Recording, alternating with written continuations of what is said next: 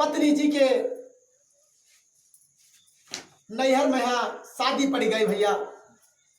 शादी पड़ी, उनकी बहन की शादी थी। थोड़ा गरीबी की वजह से बीमार पड़ गया। बच्चा दवा पानी करवाया, उसमें कुछ जो जायदाद थी उसको भी बेचना पड़ा। हम आप करते हैं भैया, कोई मुसीबत आ जाती है तो अपने जमीन को रिहन रखते हैं, उधार लेते हैं, ब्याज पर पैसा लेते हैं, इसके बाद निपटाते हैं। उसी बीच में उनके घर में पत्नी जी के शादी पड़ जाती है। बहन की शादी है।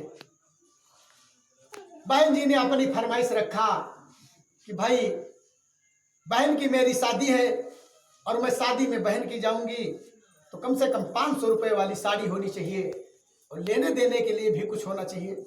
हम जाएंगी और बहनें आएंगी, उनके सामने मैं क्या करूंगी, मुझे भी तो दिखाना है। उस भैया किसान ने कहा कि आप अपनी स्थिति को देखिए, स्थिति के अनुसार कर लिया जाएगा। कोई कहेगा तो कहने दीजिए, क्यों उसके पीछे आप पड़ी हैं कहने के। जैसा होगा वैसा चला लिया जाएगा। यही तो कोई कहेगा कि आप अच्छे गहनों में नहीं आई, अच्छे साड़ी में नहीं आई है, लेकिन पैसा नहीं है तो किस तरीके से व्यवस्था किया जाए। और आप रुकिए, आप जिद न कीजिए, मान लीजिए शादी के बाद मैं आपको व्यवस्था कर दूंगा। उन्होंने कहा नहीं, हम 7 लरी वाली ले आवे न थी। पत्नी ने कहा ऐसे मैं नहीं जाऊंगी, हट कर लिया,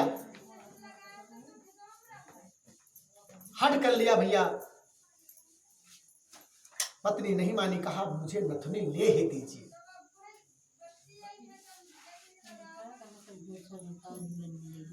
जिद, जिसको जिद नहीं कहते, हट, जिद करना। आ गया कि बिना हम के जइबे ना। पति ने बहुत समझाया, नहीं माने। मैं क्या करूं? तो कहा 10 दिन के बाद गेहूं कट जाएगा तो बेच कर उससे बनवा दिया जाएगा, थोड़ा रख लिया जाएगा खाने के लिए। लेकिन नहीं माना। उसने कहा ठीक है, अब चाहे मैं बिकूंगा और चाहे खेत बेची, चाहे गेहूं बिकी, लेकिन झुलनी। उसने अपना लगा हुआ खेत जो था फसल, उस पर जैसे ना होता, कहते भैया गेहूं, हमका गेहूं पर इतने रुपए दे दीजिए और ये भाव हम गेहूं लेंगे। आज आपके रुपए की आवश्यकता है, किसी से आप रुपए ले लीजिए, वो आपको दे देगा, लेकिन कहेगा भैया गेहूं हम 1500 रुपए में ले पाए। अगर 2000 का भाव है, रुपए आपको दे रहे हैं 1500 रुपए। नहीं माने भैया। उसने गेहूं पर रुपया ले लिया और मलकिन के यहाँ झुलनी लाए, कहा देश नैहरे गई, साड़ी लाई देश, शादी करके आई। शादी करके आई। अब सब लोग तो भैया गेहूं जब काट पीट तैयार किया, व्यापारी आया, उसने गेहूं तौलाया। गेहूं में 20 किलो गेहूं और कम पड़ गया।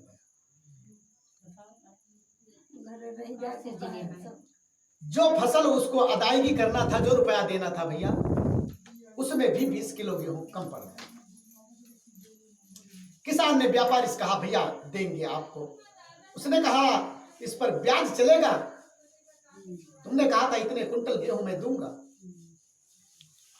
पत्नी जी हैं, खाने का इत्तेफाक नहीं है। उसने कहा, व्यापारी चला गया, कहा भैया देंगे आपको। पत्नी से कहा बताइए आप, ये तुम्हारी झुलनी अब भोजन कराएगी कि तुमने नैहर वाले भोजन करे हैं? जाओ नैहरे से कुछ ले आओ, कटे 20 किलो उसको दे देंगे और फिर भोजन किया जाएगा। पत्नी ने कहा मैंने नैहरे समका ले, ये करो खाओ। तो कैसे कहा करी? सोच में पड़ गया। सोच में पढ़ते पढ़ते कुछ दिन जब चिंता हो जाती है आदमी को, तो चिंता ने खा लिया और वो स्वर्ग धाम को चला गया। उसकी जिद के वजह से। ऐसा हट हमको नहीं करना। सुख दुख के दोनों भागीदार हैं। हट के बारे में आपने सोचा कि माता जी ने हट किया, तो देखिए विधवापन उनको देखना। अगर हट न करती लेकिन विधि का विधान जो था उसको तो टार नहीं पा सकते हैं, जो विधि का विधान है। लेकिन कहने का तात्पर्य है कि हट तो किया, समाज में तो कहा। विधि का विधान तो अलग था, अगर माता कैकेयी जी न होती तो राम नहीं हो पाते, सत्य बात है। सब कुछ किया धरा, सब विदना का विधान है, ऋषि मुनि का सब पहले से तय है, उसकी बात नहीं। लेकिन कलंक लोग रखते हैं। आज के जमाने में बताइए, कोई अपने लड़की का नाम कैकेयी रखता हो तो बताइए। नाम लेना नहीं लोग अच्छा समझते हैं, कहते ऐसा नाम नहीं। दादा प्रणाम।